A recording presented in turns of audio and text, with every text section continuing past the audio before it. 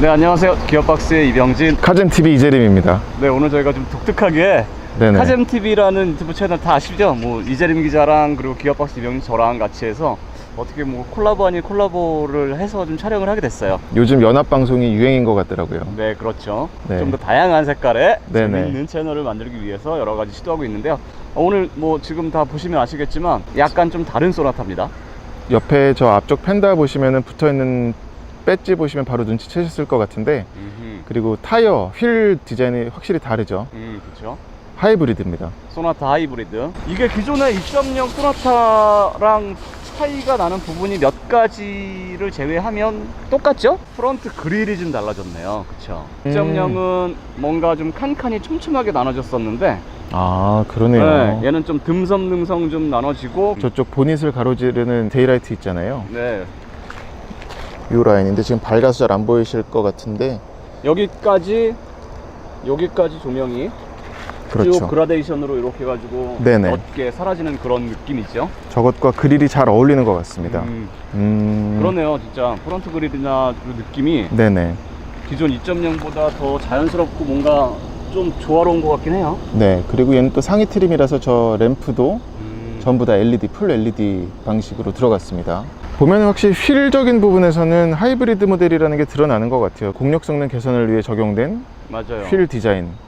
휠 디자인은 하이브리드 같은 경우에는 아예 따로 디자인을 해서 만들더라고요. 뭔가 외부로 노출되어 있는 부분을 최소화시키는 네, 그런 디자인이에요. 아무래도 그래서 안쪽에 캘리퍼나 디스크 로터나 그런 부분들이 많이 보이지 않습니다. 타이어는 지금 피렐리 P0가 들어가 있고요. 네. 타이어 사이즈를 확인해 보니까 2로 5R 17인치네요. 앞뒤로 같습니다. 타이어 폭이 작다 보니까 뭐 좀 과격하거나 그런 운전에 있어서는 조금 약점이긴 하겠네요. 실제로도 그렇고요. 그냥 타이어 스펙만 보더라도 좀 미끈미끈하겠구나 예상을 할 수가 있죠. 네, 이건 배지죠. 스티커 아니고 배지입니다. 사이드 스커트도 똑같은데 스포티한, 전에 2.0 GDI 때도 보면서 많이 스포티하다라고 생각했었던 그런 사이드 스커트가 들어갔고요. 맞아요. 이번 신형 소나타 디자인 보면 진짜 스포티해요. 네, 되게 잘 달릴 것처럼. 그래서 아마 소나타 2.0을 시승하면서 디자인에 비해서 좀 너무 출력 성능이 밋밋해서 실망감이 더 컸던 것 같긴 해요. 맞습니다.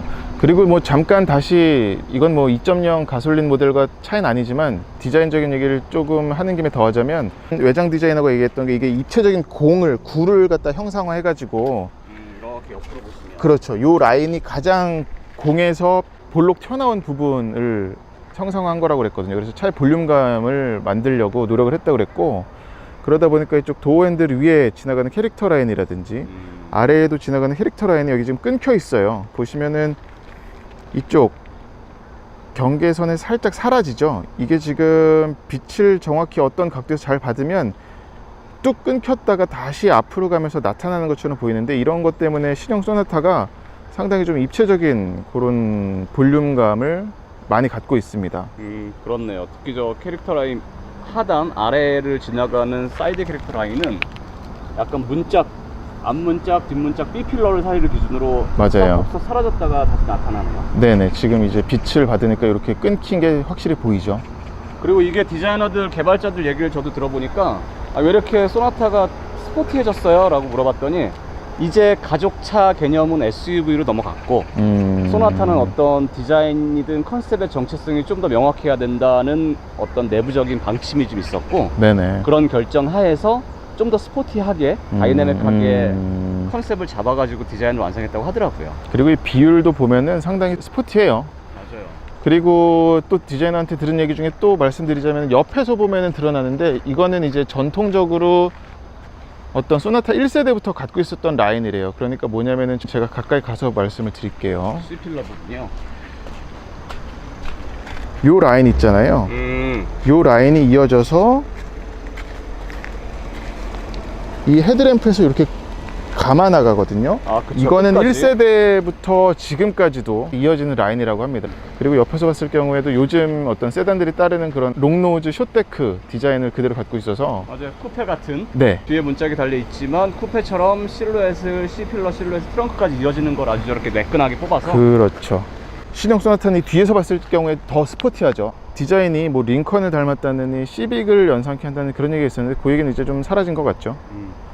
그리고 하이브리드라서 확실히 끄트머리에 하이브리드 배지를 붙여놨고요. 네. 이런 테일 램프 위에도 이렇게 테일 핀을 만들어놔서 네. 이것도 뭐 공기 역학 성능을 조금이나마 개선시킬 수 있는 뭐 상당히 미미하지 않을까 싶습니다. 그리고 그런 중에 하나고요. 이 차가 지금 진곤색이라서 잘 티가 안 나는데 이 바디 파츠도 밑에 또 붙었습니다. 이런 검정색 파츠도 붙어 있어서 보면은 이런 것들도 지금 뭐 하이그로시를 붙여놓은 거긴 한데 스포티해 보이게 하는 요소죠. 그리고 얘는 트렁크는 이 부분을 딱 정확히 누르셔야 전동은 아니지만 전동처럼 탁 튀어올라서 그렇습니다. 잘 열리고요. 근데 트렁크가 소나타는 경쟁차 대비는 크진 않은 거로 그래서 좀 덜 얘기를 하더라고요. 제조사 입장에서는. 뭔가 여기 조금 파고든 부분도 좀 맞아요. 있고. 네. 휠하우징이 걸리기도 하고 무엇보다 이게 좀 이 입구가 좁아요. 그래서 짐 싣고 내리기가 썩 용이하진 않습니다. 그렇네요. 그리고 바닥에는 스페어 타이어 대신 이런 별도의 공간이 있고 타이어 펑처 키트가 들어있습니다. 요즘에 스페어 타이어 보기 참 힘들어요. 맞죠? 예비 타이어. 네네. 그리고 가솔린 모델 쪽에도 얘기했었던 부분인데 얘는 이제 도어 핸들이 안에 없어요. 닫을 적에 맞아요. 잡는 부분이 없습니다. 그냥 닫아야 돼요. 하이브리드에서 아주 백미 중에 백미라고 할 솔라루프입니다. 이런 라인이 들어갔잖아요. 솔라루프. 현대차 최초로 들어간 솔라루프죠. 현대차 최초뿐만이 아니라 맞아요. 다른 제조사에서도 못 봤던 국내 양산형 모델에는 당연히 최초고요. 이게 대중적으로 좀 알려진 건 프리우스를 통해서 솔라루프를 천장에다 올려서 뭐 양산화시킨다라고 했는데 사실 근데 프리우스랑 비교해도 얘가 뭔가 다양하게 더 장점이 많더라고요. 전력을 축적하는 용량, 능력도 더 좋고, 그리고 프리우스 같은 경우에 시스템이 간략하게 말씀드리면 이 솔라 루프를 통해서 배터리에 저장을 시킨 다음에 그 전용 배터리가 다시 하이브리드용 배터리에다가 충전을 시켜주는 시스템이 돼요. 소나타 하이브리드는 아예 직접 주행에 관련하는 배터리 그리고 시동이나 그런 배터리에 아예 직접 다이렉트로 그냥 충전을 시켜서 효율성을 더 많이 키웠다 그러더라고요. 그래서 소나타는 현대 얘기로는 솔라 루프 잘 활용하면 1년에 1200km 정도를 이 솔라 패널을 통해서 충전하는 전력 갖다가 주행할 수 있다고 하니까 실질적으로도 도움이 많이 되는 거죠. 1200km면은. 맞아요. 그게 어떻게 데이터를 뽑은 거냐면 보니까 하루 평균 5.8시간인가 5.2시간을 우리나라의 환경에서 충전을 했을 때를 가정해서 산출한 거라고 하더라고요. 그러니까 꽤 그래도 뭔가 보수적으로 어지간한 오너들이라면 그 정도의 혜택은 받을 수 있다라고 해서 산출한 거니까 믿으셔도 될 겁니다. 네. 여기 그리고 보니까 LG에서 공급하나 봐요. 이 패널 끝에 현대와 LG가 똑같이 또 써 있습니다. 그리고 솔라 루프는 선택할 수 있는 옵션이에요. 선루프를 선택할 수도 있어서 그렇게 되면 빠집니다. 시동을 걸어보면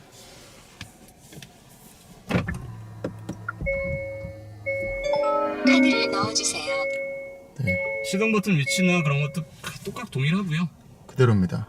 그리고 풀 디지털 클러스터도 똑같이 적용이 됐고 단지 이제 하이브리드 모델이다 보니까 에너지 흐름도 메뉴가 들어갔죠. 추가가 됐어요. 그래서 얘는 아까 그리고 좀 전에 외관에서 보여드렸었던 것처럼 솔라루프를 갖고 있어서 지금 솔라루프를 통해서 충전이 되고 있는 거예요. 그러니까 솔라루프는 해만 있으면 충전을 합니다. 배터리에. 그리고 이병진 기자님 말씀대로 저 충전하는 배터리는 차의 직접적인 구동을 위한 배터리고요. 그리고 매뉴얼을 읽어보니까 그러면은 한여름에 가장 효율이 좋겠네, 가장 빨리 충전이 되겠네 싶은데 아니고요. 해는 떠 있대 주변 기온은 낮아야, 주변은 시원한데 해가 세야 충전 효율이 올라간다고 하네요. 그러면 이제 상대적으로 그런 스트레스도 덜해지는 거잖아요. 스포츠 모드로 막 두고 달리면서 일부러 회생제동 세게 걸어서 배터리 충전시켜서 EV 모드로 달리고 싶어하는 그런 심리가 있는데 상대적으로 좀 스트레스를 덜 받을 수 있을 것 같습니다. 지금 시동을 켰는데 뭐 엔진은 돌지 않습니다. 당연히. 그렇죠. 지금 상황에서는. 네. 그래서 그냥 어색할 정도로 뭐 실내 정숙하고 당연히요. 그리고 방금 보여드렸었던 그 에너지 흐름도는 여기서도 당연히 볼 수가 있고요. 하이브리드. 약간 반응이 늦네요. 지금도 보시면은 충전되는 걸 볼 수가 있죠. 그러니까 엔진, 모터, 바퀴, 솔라루프, 배터리입니다. 그래서 이제 주행해 보면, 한번 악셀을 가볍게 밟아보면 지금 이렇게 해서 억지로도 충전을 할 수가 있어요. 지금 중립을 두면, 지금 파킹 상태에서 두면 이렇게 엔진을 돌려가지고 충전도 되죠. 근데 뭐 굳이 할 필요는 없고. 너무 과충전하는 것 같아요. 네. 에너지 흐름을 보여드리려고 한 거고요. 네, 그리고 그림 보시면 지금 저 솔라 루프가 칸이 여러 칸인데 3분의 1 정도만 지금 불이 켜져 있잖아요. 네네. 저게 지금 날이 흐려서 그렇고 조금만 날이 좋고 개선이 되면 바로 저게 맞습니다. 더 많이 불이 들어오면서 이게 그 효율도를 나타내는 거죠. 네, 그렇죠. 그래프처럼. 네. 참 그냥 단순하고 깔끔하게 눈으로 딱 보기에 정보 파악이 쉽고 참 잘 만들었어요. 잘 그려놨어요. 그렇죠? 그림이 또 재밌잖아요. 네. 그냥 켜놓고 가도 뭐 보는 재미도 있을 것 같고 아이들이 좋아할 것 같아요. 이제 달리는 과학놀이 같은 그런 느낌이죠. 예, 좋을 것 같습니다. 얘가 이제 나파 가죽이 적용됐다고 하면서 참 굉장히 강조했었던 부분이죠. 소나타도 참 많이 고급스러워졌어요, 정말. 네, 그때 제가 공교롭게 박준영 왓썸맨에 출연해가지고 막 박준영 씨가 이거 전체가 다 나파 가죽이 아니라고, 이 부분만 나파 가죽이고 이 옆에는 아니라는 얘기를 막 많이 했었는데 만져보면 알 수는 있어요. 등이 닿는 부분은 되게 부드럽고 매끈하고 이 옆에 부분은 좀 거친 가죽이죠. 맞아요. 근데 뭐 소나타 그럼 뭐 나파 가죽도 아닌데 왜 나파라고 하느냐고 하실지도 모르겠지만 대부분의 모든 가죽 시트들은 몸이 직접 닿는 부분을 조금 더 질이 좋고 튼튼한 가죽을 이용하고, 그렇지 않은 몸이 많이 닿지 않고 그런 부분들은 조금 재질이 다른 가죽들을 아니면 재질이 다른 소재를 쓰는 경우가 많습니다. 맞습니다. 네. 그리고 좀 더 메뉴를 설명을 드리자면 기존 소나타와 크게 달라진 건 없는데 네. 이쪽에 보시면 12V 배터리 리셋이라는 버튼이 있어요. 아, 그러면 특이한 버튼이 있네요. 네네. 그래서 얘를 눌러보면 전원 차단 상태일 경우 이 버튼을 누르면 시동이 가능합니다 라는 문구가 뜨는데, 그러니까 이건 한번 찾아봐야 될 것 같아요. 매뉴얼을 봐야 알 것 같아요. 자막으로 써드릴 수 있을 것 같고. 저 버튼을 눌렀을 때 계기판에 뜨는 저 문구만 봐서는 무슨 내용인지 정확하게 이해는 안 가네요. 이렇게 뜨거든요. 12V 배터리 전원 차단 상태일 경우 이 버튼을 누르면 시동이 가능합니다. 저건 추가로 저희가 정확하게 확인을 해서 네. 자막으로 알려드리는 걸로 하겠습니다. 그리고 오디오는 보스고요. 들어보면 근데 평이한 수준이에요. 보스 걸 쓰는 것 같은데. 그냥 무난합니다. 보스 특유의 그냥 중저음과 베이스가 조금 탄탄하고. 네. 네. 그리고 뭐 이 계기판도 기존에 소나타에서 봤었던 것처럼 스포츠 모드로 두면, 드라이브 셀렉터는 이쪽에 자리 잡았는데 드라이브 모드는 바꾸면 계기판이 게임처럼 바뀌는 게 여전히 있죠. 지금은 에코 모드고요. 스포츠로 바꾸면 이렇게 화려해요. 네. 무슨 CF의 한 토마토 보는 것 같은. 스마트. 굳이 근데 이렇게까지 해야 될 필요가 있었나 싶은데 또 보고 있다 보니까 다른 브랜드 가서 드라이브 셀렉터를 해보면 심심하더라고요. 맞아요. 그러니까 적당한 수준이 어떤지 모르겠어요. 과한 브랜드는 너무 TMI고 없는 브랜드는 또 너무 뭐가 변화가 없고. 네. 그러면 지금 드라이브 모드가 에코 모드가 있고, 스마트, 에코, 스포츠, 커스텀 4가지입니다. 이게 에코고요. 아, 요게 에코, 스포츠, 커스텀, 스마트에서는 변화는 없어요. 기어 노브 보시면 1.0에서도 봤던 것처럼 이 사각대기다 뭐 기어 노브가 있는 게 아니고 버튼으로 이렇게 바뀌었고요. 네. 깔끔해요. 구성이. 앞으로 그리고 현대차는 버튼으로 대세가 버튼으로 가는 것 같습니다. 보면은 이게 이번에 나올 GV80도 그렇고, 그쵸. 또 이제 공개 앞둔 그랜저도 그렇고. 센터 터널이나 센터 페시아나 이 구성이 군더더기가 없어지고 깔끔해지긴 했어요. 공간적인 부분에서는 확실히 이득을 보죠. 근데 아무래도 좀 익숙해지는 데까지는 좀 시간이 걸리겠습니다만, PR&D 누르는 게 맞아요. 뭐 특히나 주차할 경우에는 전진 후진을 반복하는 경우가 꽤 있잖아요. 그때 누르는 게 살짝 좀 아직은 어색해요. 어색할 네. 수가 있죠. 그리고 여기 하이그로시 패널 쓴 거는 전 좀 바꿨으면 좋겠고. 전 개인적으로 하이그로시 별로 안 좋아하거든요. 아, 저도. 그리고 주변에 뭐 하이그로시를 좋아하는 사람은 드문 것 같아요. 맞아요. 아직까지 제 주변에서. 네, 적당한 하이그로시면 뭐 포인트가 되겠지만, 이런 투머치 정도면은 눈길을 잡아 끈다기보다는 오히려 눈살 찌푸리게 만드는 부분이라서.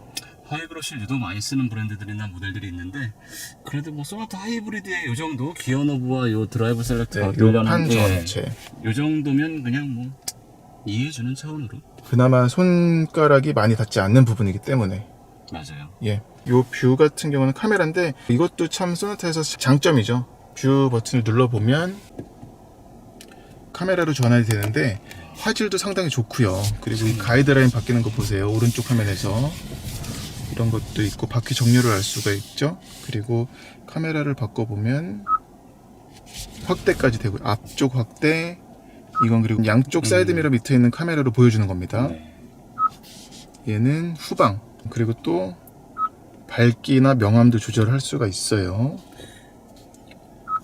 그리고 설정에 가면은 이렇게 디테일하게 탑뷰 초기 모드, 전방뷰 초기 모드, 후방뷰 초기 모드 그리고 탑뷰에서 맞아 확대도 됩니다. 두 단계로 줌이 돼요. 디테일하죠. 그리고 화질도 좋고요. 정말 사치스러울 정도예요. 네. 빌트인 캠 기존에 뭐 저희가 다른 차들에서도 K7에서도 보여드렸었던 설명을 드렸던 당연히 들어있습니다. 네. 빌트인 캠은 뭐 이 뭉치, 룸미러 뒤에 있는 뭉치에 네. 블랙박스 들어있다고 보시면 돼요. 타임랩스 같은 거는 앞에 이제 영상을 타임랩스를 지금 하고 있는 겁니다. 찍고 있는 거예요. 네. 지금 뭐 시험 삼아서 잠깐 보여드리자면 5초만 찍어볼게요. 그렇죠. 화면도 확대해서 볼 수 있고 예. USB를 바로 포트에 연결해서 저장을 할 수도 있고 스마트폰에 바로 연결해서 그냥 와이파이 블루투스를 이용해서 그냥 잡을 수도 있고요. 네네. 저 영상을. 그렇습니다. 그리고 이 밑에는 무선 충전 패드가 있고요. 방금 말씀드렸었던 그 데이터 백업은 요 USB 포트 이용해서 하고 여기는 충전 포트까지 별도로 있고 C가 잭도 갖추고 있고요. 공조장치는 딱히 말씀드릴 건 없는데 뭐 열선 스티어링 휠이라든지 아니면 드라이버 온리가 이게 들어갔네요. 이게 원래 없었던 것 같은데 이게 아이오닉 하이브리드에서부터도 있어요. 소나타에는 없었던 소나타에는 없죠. 2.0에 없었던. 네, 하이브리드 모델에만 있는 버튼이에요. 저게 그러네요. 뭐냐면 최대한 연료 효율성을 끌어올리려고 혼자 주로 운전하고 있는 사람들이 많잖아요. 상황이. 네네네. 그런 경우에 저 드라이브 온리 버튼을 누르고 공조장치를 키면 특히 맞습니다. 에어컨 같은 경우에 운전석 쪽으로만 바람이 나와서 조금이라도 더 기름을 좀 아껴보자. 그렇죠. 네. 효율성을 챙겨보자 네. 하는 하이브리드 전용 버튼이에요. 저게 네네. 현대 기아차에서 보이는 K7 하이브리드 있더라고요. 저게 아이오닉 하이브리드에도 있고 그랜저 하이브리드 있고 하이브리드 모델에는 다 들어있는 버튼이더라고요. 아이오닉 하이브리드에서 처음 보고선 야 이거 되게 좋다 괜찮다 생각했는데 역시나 빠르게 옮겨가고 있습니다. 이식하고 있습니다. 맞아요. 그리고 위에 잠깐 살펴보면은 이건 실내등은 LED고요. 또 얘는 누르면 이제 불이 깜빡이죠. 이동안 이제 녹화가 되는 겁니다. 그러니까 어떤 이벤트 발생할 경우가 아니더라도 내가 임의로 찍고 싶을 적에 누르면은 찍히는 겁니다. 그리고 이건 리어 선쉐이드가 전동식으로 이렇게 자리 잡고 있고요. 너무 사치스러운 것 같아요. 소나타에서 저렇게요. 작동하는 소리도 적당한 것 같아요. 뒷자리에 네. 앉으면 좀 더 크게 들리긴 하는데 그 정도쯤이야. 네. 소나타의 이런 리어 선쉐이드란요. 완벽하게 막아주네요 정말. 네. 빈틈없이. 작동 속도도 빠른 편이네요. 네, 빠르죠. 그리고 이쪽에 SOS는 누르면 유보 센터로 연결하시겠습니까? 떠가지고 누르진 않을게요. 그리고 블루엔즈 버튼도 이쪽에 잘 잡고 있어서 네. 부가 서비스 가입이 필요하다고 하네요. 블루링크. 블루엔즈는 카센터죠? 이건 그리고 음량 2, 음량 3, 음량 4, 음량 0. 음량 4까지 조절할 수 있는 하이패스. 네, 하이패스 단말기가 삽입되어 있고요. 카드를 넣어주세요. 그리고 카드를 여기다가 넣습니다. 이 앞에다가 여기다가 넣어요. 위치가 좀 달라졌어요. 예전에 네. 그 룸밀러 이 뒤에다가 뒤에 있었는데. 뒤에 넣었었죠. 근데 이 카드는 넣을 적에는 괜찮은데 뺄 적엔 살짝 이 룸미러에 계속 걸리더라고요. 손이 예. 계속 좀 걸리는 단점이 있고 또 보여드릴 건 이 무중력 시트가 있겠네요. 이 시트가 네. 조수석 시트를 옆에서 보면은 이런 버튼이 있는데 이 버튼은 누르고 있으면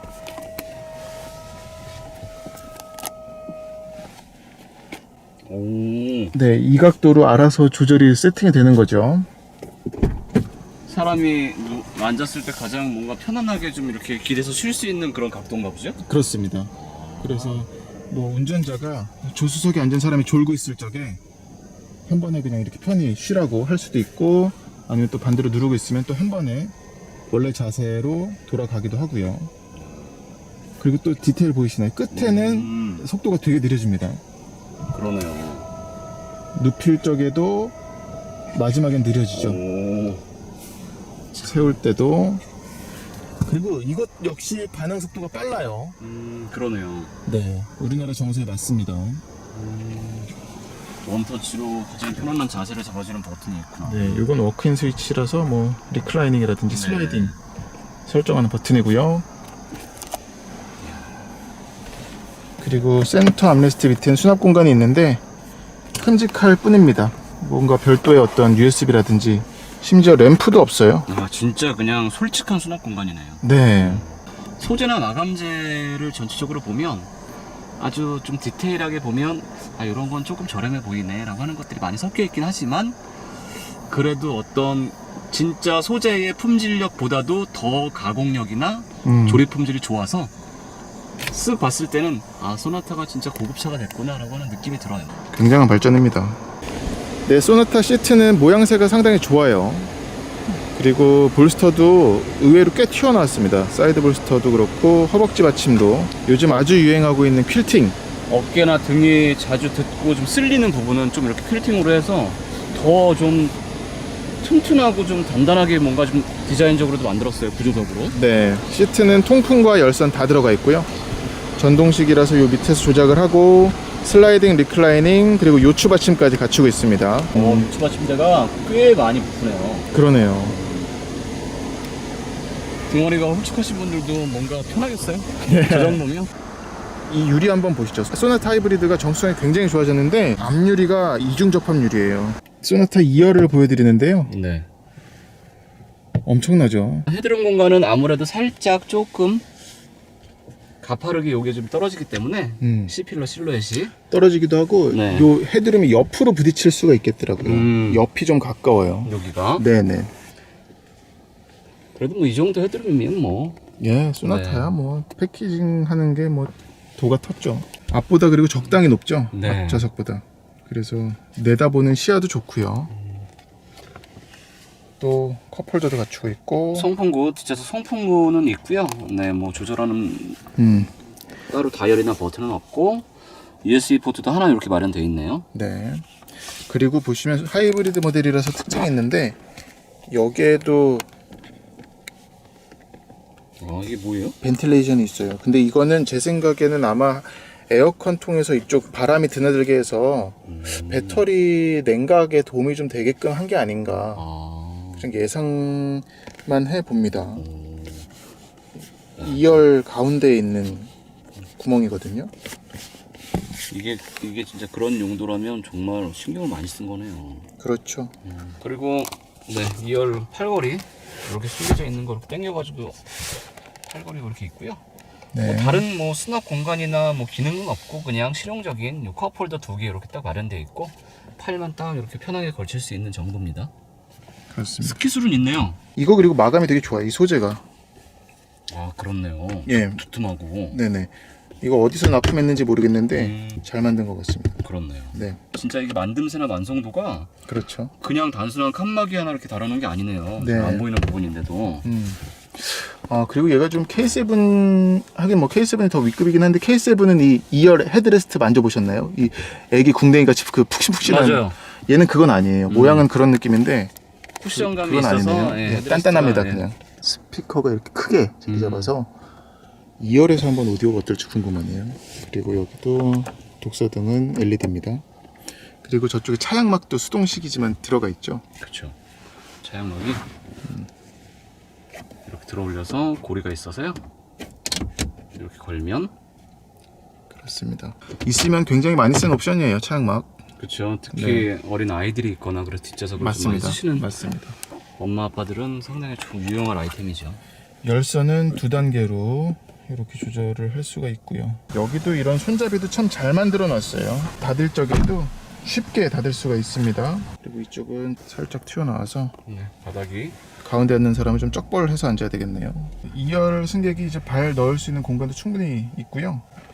또 송풍구도 없는 줄 알았는데 앞시트 바닥 아래 밑에 가운데 어딘가 송풍구는 있으니까요. 네. 바람 나오는 구멍이 있어서 뒷좌석 승객을 위한 배려들을 잘 챙겨놨습니다. 그리고 아까 1열은 이중 접합률이라고 말씀드렸었는데 2열은 또 아니에요. 그러니까 하이브리드 모델 같은 경우는 이중 접합 유리를 윈드실드하고 1열 옆 유리만 이중 접합 유리를 썼습니다. 그리고 대부분의 차들이 뭐 정수성을 챙기려고 앞유리와 앞창만 그렇죠. 네 그렇게 이중 접합 유리 쓰고 좀 두꺼운 유리 쓰는 경우가 많아요. 네네. 네, 이제 소나타 하이브리드 주행을 해보겠고요. 지금 정차 시에는 소음은 아예 없습니다. EV라고 써있는 걸 보니까 엔진 자체가 돌지 않고 있기 때문에 그렇기도 하겠는데 실내로 유입되는 소음이라든지 진동 같은 거는 전혀 없다고 봐도 될 것 같아요. 시트 포지션은 살짝 높은 건 있어요. 아주 낮게 내려가진 않습니다. 얘는 후측방 경고 장치도 들어가 있어요. 그래서 차문을 열었는데 뒤에 차가 오고 있으면 이렇게 하차시 충돌 경고라고 사인을 띄워주죠. 그래서 사람이 내릴 때 주의하게끔 도와줍니다. 깜빡이를 켜면, 왼쪽 깜빡이를 켜면은 화면에 이렇게 띄워주죠. 오른쪽도 마찬가지고요.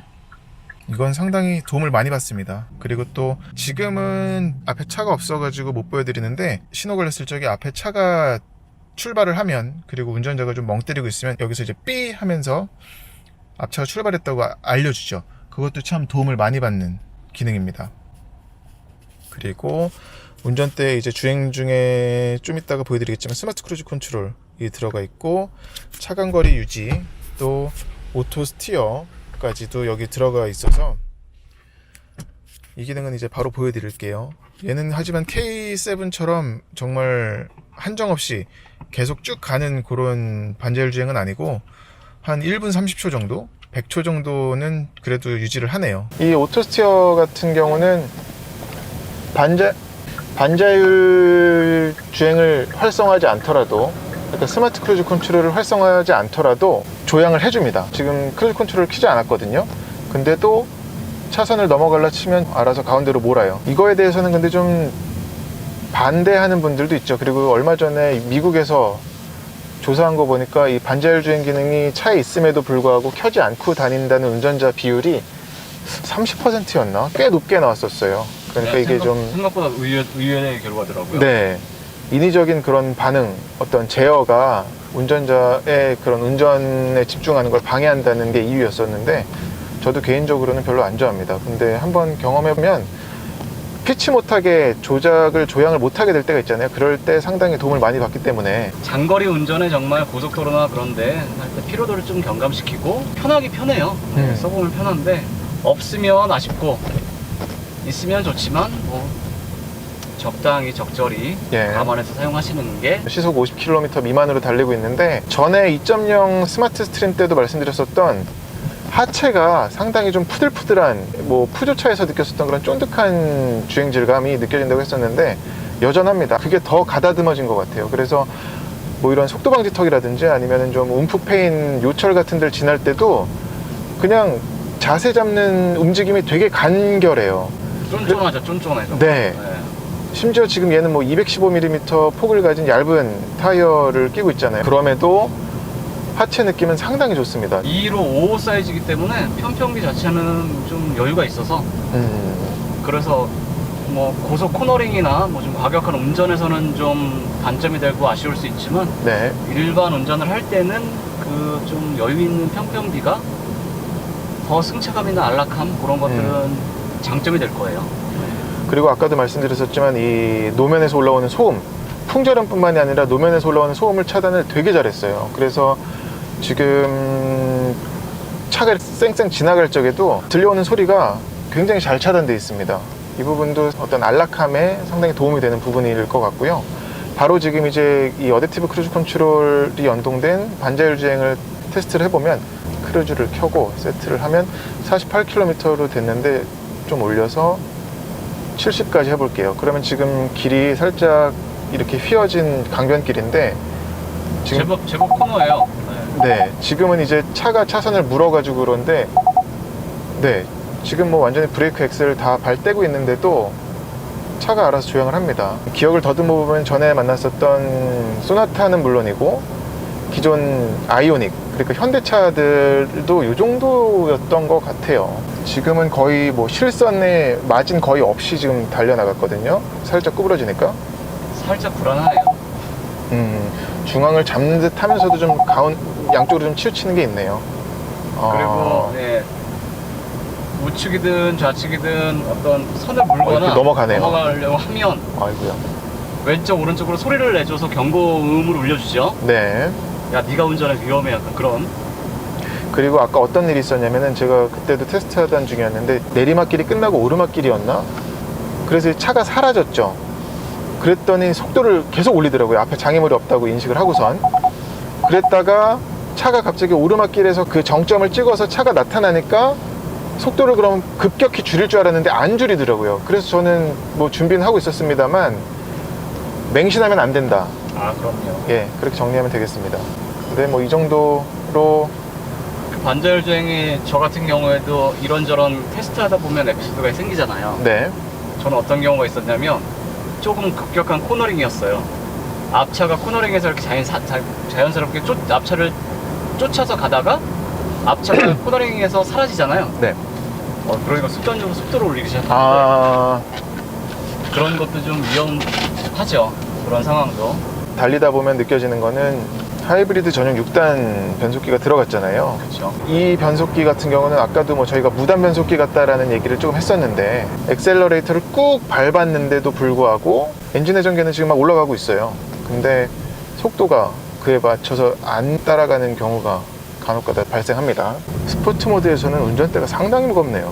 상당히 짱짱해지죠. 예. 스포츠 모드에서는 이게 하이브리드 모델인데도 불구하고 꽤 운전 재미가 커져요. 그러게요. 네. 근데 이거 지금 스포츠 모드에서 스티어링 무거워지는 게 그 2.0 스마트 스트림보다 훨씬 무거운 것 같은데요. 지금 여기 보시면은 이제 하늘에 해가 세고 주변의 온도가 좀 떨어졌나 봐요. 여기가 좀 양평 쪽으로 나오다 보니까 이 솔라 패널, 솔라 루프의 효율이 올라갔어요. 아까 2칸이었잖아요. 그래서 이렇게 솔라 루프가 얼마나 지금 효율적으로 충전을 하는지 보세요. 배터리 차는 거를. 굉장합니다. 그리고 이 얘기도 드려야 될 게 솔라 루프는 시동이 꺼져 있어도 작동합니다. 시동을 끄시면 5분 정도 뒤부터 솔라루프가 다시 작동을 하면서 배터리가 충전을 하더라고요. 배터리 충전을. 우리가 주행하다가 저 배터리를 다 써버리잖아요. 그리고 주차를 했어요. 근데 만약에 야외 주차를 해가지고 해가 있으면 주차해 놓은 사이에 차가 알아서 솔라루프 돌려가지고 배터리를 완충시켜 놓을 수도 있는 겁니다. 그렇죠. 굉장한 것 같아요. 그래서 이게 지금 아까 썬루프는 112만원, 솔라루프는 132만원이었는데 썬루프를 택해서 물론 얻을 수 있는 그런 채광성이라든지 아니면 가끔 날씨 좋은 날은 기분도 낼 수 있고 그런 멋이 있죠. 그럼에도 이 솔라루프만이 가질 수 있는 혜택이 너무 좋아서 저는 솔라루프 선택하겠어요. 저도요. 원래부터 하이브리드 선택하는 게 친환경과 효율성이잖아요. 궁금한 건 솔라루프가 물론 다 그런 성능 검사 했겠지만 기계식 세차 또는 파노라마 썬루프 가진 차들이 그런 거 있잖아요. 갑자기 고열 때 팡 하고 깨져버린다거나. 있죠. 근데 얘는 그런 건 어떠한가 궁금하긴 하네요. 지금도 보면은 이제 해가 없어지니까 순식간에 사라져 버렸어요. 지금 터널로 들어왔는데 해가 없어져 버리니까 진짜 이게 아예 솔라루프가 비활성화. 무용지물이죠. 이 반응 속도도 굉장히 빨라요. 솔라루프. 지금 네, 터널 잠깐 끊긴 순간인데 보시면 한 3초, 4초 될 거거든요. 바로 뜨죠. 그랬다가 또 바로 꺼질 겁니다. 이건 뭐 거의 그러니까 이 오토 라이트 센서 반응 속도랑 같다고 보셔도 될 것 같아요. 생각보다 진짜 빠르네요. 네, 공인연비가 19.1부터 20.1까지예요. 네. 그러니까 휠 인치에 따라서 아마 그게 되지 않나 싶은데 지금 새로 리셋하고 나서는 18.6에 육박합니다. 그러니까 지금 주행을 저희가 차 받고 나서 82km를 달렸는데 주행 가는 거리가 835km로 돼 있고 계속 늘고 있어요. 그리고 제가 이것저것 어쨌든 여러 브랜드와 여러 모델의 하이브리드를 많이 경험을 해봤는데 이렇게 디스플레이 모니터에 배터리의 충전 양을 대부분 다 보여주거든요. 네. 근데 지금 소나타 하이브리드처럼 이렇게 100% 다 차 있는 그림을 본 적이 거의 없어요. 맞아요. 하이브리드 차 시승행사 같은 경우는 인스트럭터들이 쉴 때마다 강제로 충전시키잖아요. 맞아요. 이 파킹에 두고선 액셀러레이터 밟아가지고. 근데 얘는 지금 달리면서 지가 100%를 채운다는 게 신기하네요. 네, 오늘 소나타 하이브리드 시승을 했는데요. 소나타 2.0 스마트 스트림과는 비교할 수 없을 만큼 차가 좋고요. 성능적인 부분 그리고 또 완성도적인 부분에서도 상당히 뛰어나고요. 그만큼 가격도 비싼 건 사실입니다. 하지만 두 가지 놓고서 본다 그러면 다른 차라고 해도 좋을 만큼 개선이 많이 됐어요. 출력적인 부분, 모터를 더함으로써 오는 그런 192마력에 달하는 시스템 출력이 2.0 가솔린 모델 타면서 느꼈었던 그런 좀 아쉬움을 완전히 극복을 했고요. 저는 2.0과 하이브리드 중에 선택하려면 저는 하이브리드 선택하겠어요. 저도요. 네. 얘는 그리고 또 저공이 2종이라서 어떤 그런 공용 주차장 혜택. 그런 혜택 있죠. 실제로 타보시면 그 혜택 솔치 않습니다. 진짜. 네. 쏠쏠해요. 등치세도 얘가 더 싸지 않나요? 하이브리드면? 싸죠. 근데 가격표가 뭐 이 차 현대차 홈페이지에 들어가서 가격표를 보시거나 하면 거기에 적혀져 있는 가격이 그런 세제 혜택을 받은 다음에 책정한 가격이라서 예. 네, 그렇게 생각하시면 돼요. 그리고 또 하체 성능, 그런 탄탄한 주행 성능은 가솔린보다 좀 더 가다듬어져서 그 부분도 참 궁합이 잘 맞고요. 그리고 앞에 엔진, 2열 시트, 뒷좌석 시트 아래에 배터리를 달아놔서 무게 배분이나 전체적인 밸런스도 좋아요. 만족스러워요. 이재림 기자가 느끼는 단점은 뭐가 있어요? 이건 뭐 구조적인 거 하나랑 어떤 성능적인 거 하나 얘기하자면 네. 구조적인 건 트렁크. 트렁크가 입구도 좁고 안에 공간도 좁아서 물론 경쟁 모델 대비 얘기지만 짐을 싣고 뺄 때 그런 좀 아쉬움이 느껴질 것 같고요. 맞아요. 워낙 예전부터 소나타는 트렁크 넓다 그게 너무 사실 사람들한테 각인이 돼 있어서 그런데 네. 트렁크에 다소 아쉬운 협소함 그리고 네. 성능적인 부분에서는 변속기. 변속기. 하이브리드 전용 6단이라 그러는데 이게 자연스럽지 않다라고 말씀드릴 수는 없는데 변속감이 약간 좀 답답하게 느껴질 때가 있어요. 끈적하게 느껴질 때가. 부자연스러울 때가 있어요. 반응이. 네. 그렇죠.